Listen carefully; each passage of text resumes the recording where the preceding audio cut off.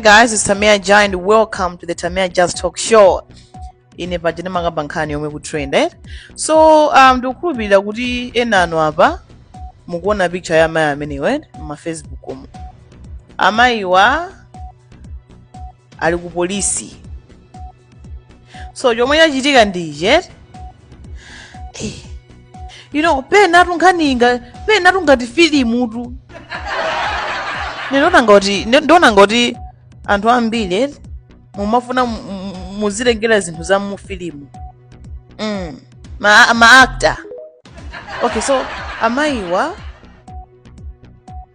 akuti anapanga fake kidnapping ngati kubedwa amanamizira kuti wabedwa. Nde anayimbira foni Amunawo kwauza zoti ine kuno andipanga kidnap anthu zifwamba zandipanga kidnap and zifwamba zimenezi zapha anthu 14 komwe ndili kuno. Nde zifwambazi zifuna 500,000. Nkhanizi magayezi auri zifwamba zifuna 500,000 kuti Amayiwo awasiye. Ndi abambo ajatu amva nkhani ija sinangane anayimbidwa foni ndi Amayi omweyo kuti kuno kuli zigawenga kuno. Zigawenga zimenezi zofuna 500,000 wacha. Nde abambo Amunawo atapanga nkhani anapita ku polisi. Kukanena ku polisi kuti ukuti mkazi wanga wapangidwa kidnap ndachifwamba. Ende akuti achifwamba atani kodi apha anthu ena 14.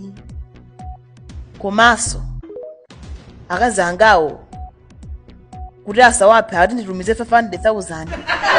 Nabaja munthu wanga kuti apolisi tu amayigwira ntchito ndeyi apolisi kuyamba kufufuza nkhani kufufuza kuti kodi Amayiwa ali kuti Amayiwa apangidwa kidnap kuti tsoka ndilo pwe ati zabodza zabodza.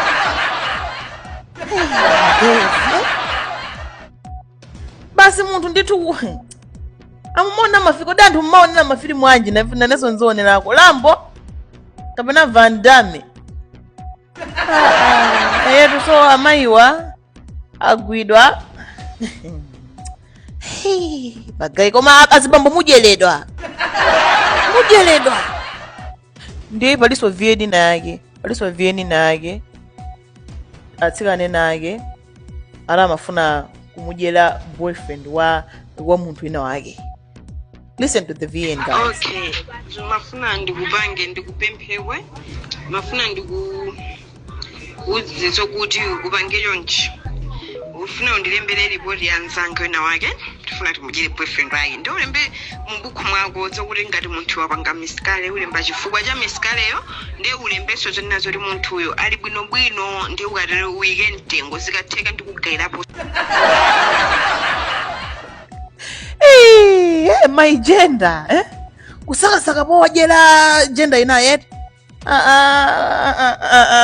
Come on, be smart, be smart. So that is what is happening. So guys, what is your opinion about this? So I'll be reading your comments and thank you so much guys for watching.